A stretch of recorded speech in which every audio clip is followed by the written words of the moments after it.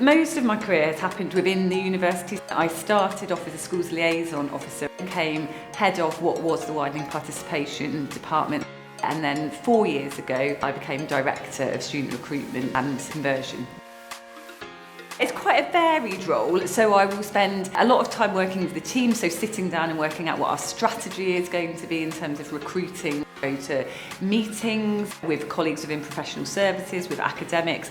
Also, I'm the vice chair of a multi-academy trust that the university co-sponsors, so that means I spend quite a lot of time in particularly secondary schools in the local area. So I get my energy, I think, from coming up with ideas, thinking about what it is to ensure that we've got a really bright, diverse, energised student community now and in the future.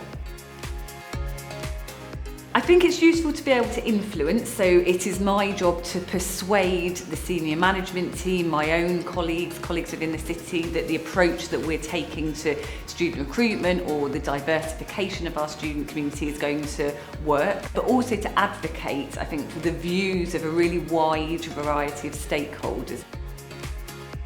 I was always really clear that I wanted to have a career and I wanted to get to a relatively senior position, but I was equally sure that I wanted to have children and I wanted to have periods of time when I worked less than full time. The university flexed around me, and that required me to prove that I was committed to my role and that I would, put in the hours, but ultimately it allowed me to be really stimulated at work.